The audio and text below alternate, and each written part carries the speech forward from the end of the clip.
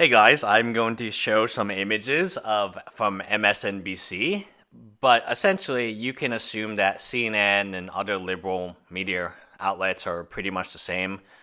MSNBC is very glaring because they always omit Andrew Yang. He's never in any graphs, he's never talked about, he is kind of ignored. And you have to ask yourself, why is this the case? It cannot be they made mistake after mistake. In fact, they actually called him Zhong Yang. They didn't even realize what his first name was, like 4 or 5 months into him running. And they called him John Yang. I think that's pretty disrespectful, but it comes down to money. MSNBC, the owner of MSNBC, is good friends with Donald Trump. Donald Trump is not a Republican. I tried to explain this to many people, but they just don't get it. He is actually not liked by many Republicans. He attacked Ted Cruz. He attacked Rubio. Who did he not attack on his way to becoming president? He was not supported by Republican PACs. He received in terms of inflation, accounting for inflation, some of the least donations from any Republicans in terms of PAC money. And the Republican Party still today, Mitch McConnell. Do you think Mitch McConnell likes Donald Trump? Like, honestly, do you think he likes him? No, he makes his life very difficult and not fun. And Mitch does not look like he's having fun right now. He always puts him in like hot waters, right? And Donald will go after Republicans as aggressively as he has gone after Democrats, including Mitch McConnell. So all in all, MSNBC, Rachel Murdoch, Joe and Friend, whatever, these TV shows have exploded once Donald became president. So let's say Donald is friends with MSNBC owner and other liberal media because he said he would run, if he ran as president, he would run as a Democrat, and this was only a few years ago. Of course he has friends who are Democrats. He lives in New York City. Trump Towers is in New York City. New York City is a very liberal, Republicans don't win in New York City. Most of the time. There is the exception of, I think, that a few cases. But I lived in New York City. I went to NYU. I lived there for 5 years, and it's extremely liberal because it's a multicultural city. You have immigrants from all over coming to New York City.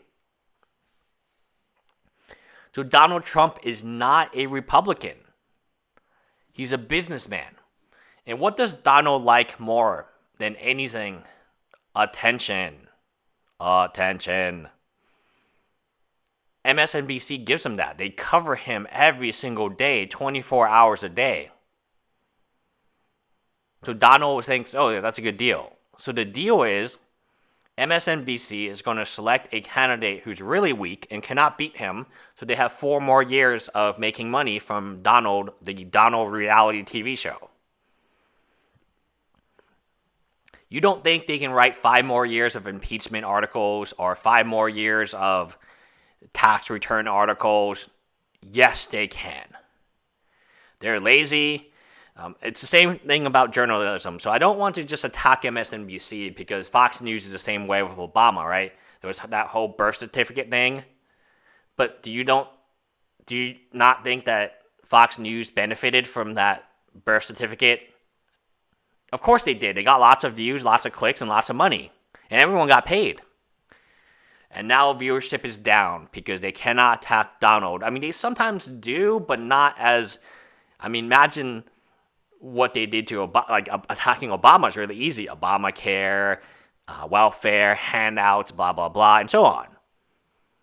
The worst thing for MSNBC is Bernie Sanders becoming president. Because Fox News would just love it. Fox News would be like, oh my gosh, right? But of course, it would also impact them via taxes. So it's kind of a trade-off. So you want a candidate that is safe, reasonable, and logical. I will recount the story of Juicy Smoulet, as Dave Chappelle would say, where the media ran with the story that a gay African-American actor from a TV show called Empire, which is a fantastic TV show, was attacked by two white men at 2 a.m. in Chicago in the middle of winter when just Jussie Smollett wanted to get a sandwich on a subway. And these two men had a bottle of bleach, or they had like a canister, like one of those big bottles of bleach, and they had Make America Great hats, and they also had a noose in their back pocket. And of course, they were white. And then later it turned out that Jussie Smollett made it all up. And now he's suing the Chicago Police Department when he really should be in jail for making that up on TV. Wendy Williams has a very good video on it, as has Dave Chappelle has a really interesting comedy routine on it. The media just wants clicks. They don't care if this is real, fake. They just want clicks, right? So, of course, they said, oh, look, they became so outraged. Oh, look, outrage everywhere. And then later on, it turned out Jussie Smollett hired two African-American brothers to, quote, beat him up. And there's a picture that Wendy Williams has shown of the two African-American brothers buying a red hat and a noose and a bottle of bleach or whatever. So if any news journalist had an iota of decency, they would ask one question. Why are white supremacists watching Empire, which is a show about African-American business and entrepreneurship? And how would they identify this as the gay actor and know who he is? By definition, this is something that they wouldn't be doing, right? They would not be doing. I mean, if they were extremists and they just carried nooses around themselves all the time, they're walking at 2 a.m. just trying to find African Americans to attack, how would they recognize an actor from a show that they couldn't possibly have wanted to watch? It makes no sense. But the media ate it up, and now Jussie Smollett is attacking the Chicago Police Department. A lot of things, you just have to think logically. You cannot let emotions or fluff get in the way. My job is not to be fluffy. My job is to tell my clients what they need to hear. Sometimes they don't want to hear it. Sometimes they get angry at me, and sometimes they will leave, but they will come back. And I will say no when they come back because, hey, I have a client list, I have a wait list of 25 clients. So why do I need you? So that's why I tell my clients up front, you got to trust me. Let me do what I do. I'm good at marketing. You're hiring me because you trust my marketing decisions. So don't tell me how to do my job. Now, sometimes clients are right and I'm wrong, and I will admit that. And I do learn a lot because I don't know every industry, and every industry is different. But I do know marketing. And I do know why MSNBC absolutely does not want Andrew Yang to become the Democratic nominee. They want either Elizabeth Warren or Joe Biden. Why do you think they push Joe Biden so hard when Joe Biden doesn't even want to be there most times? Like, he literally does not even want to be there. But they're pushing him really hard because he'll be a punching bag for Donald. Why do you think MSNBC wants Joe Biden or Elizabeth Warren or Mayor Pete? Because they can't win. They can't win against Donald. Bernie cannot win either. Like, okay, Elizabeth Warren is going to self-destruct. Like, it's just a matter of time. Donald beat Hell Dog, Hillary Clinton. Wow. You telling me Elizabeth Warren has more fight than Hillary Clinton, who was revving up and back? So they know Elizabeth Warren cannot beat Donald because Hillary did not. It's pretty transfer properties. They know Joe Biden, he literally does not look like he wants to be there. MSNBC wants Joe Biden. Huh, that's interesting. And Mayor Pete,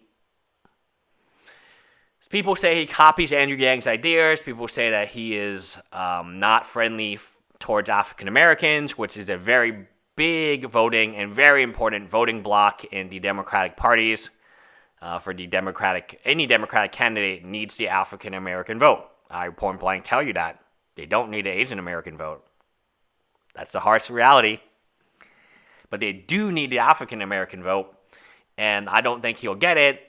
And then, of course, Fox News can run some funny ads and things of that nature. And MSNBC is not afraid. You do understand. So let's say that you work at MSNBC and you believe in Bernie and you're very liberal. And I say, okay, let's get Elizabeth Warren. Is that okay with you? What if I double your salary? Because we're going to make more money from clicks and stuff. And we just have to make sure that Donald wins. Are you good with that?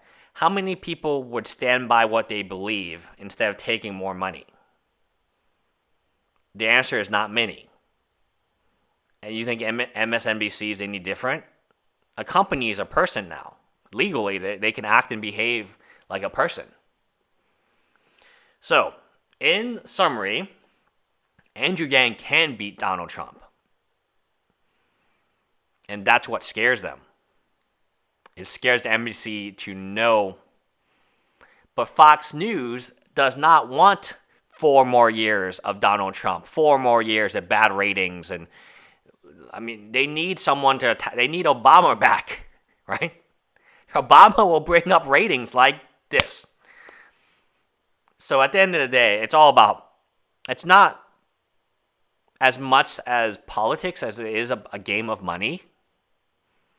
Or I guess like even not money, because like some people don't do it for money. They do it for clout and fame.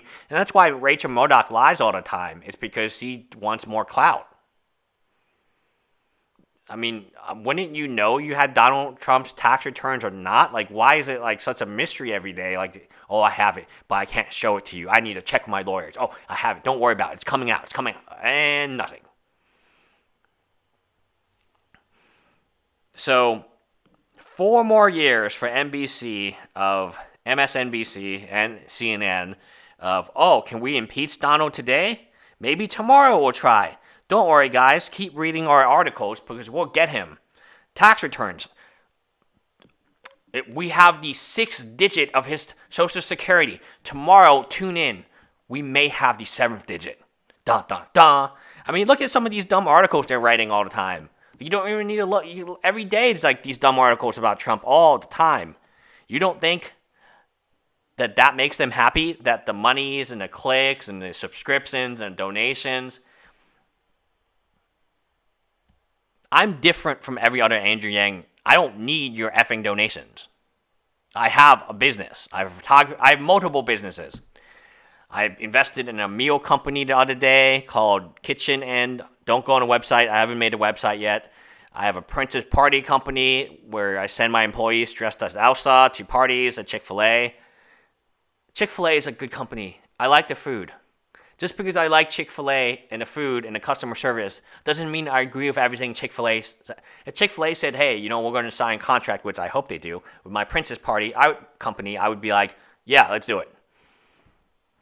And that is business. That is marketing. So a lot of people are very principled, very ethical. I mean, but at the end of the day, it's just business. It just comes down to clicks, likes, clout, and money. MSNBC has no interest in seeing Donald Trump lose.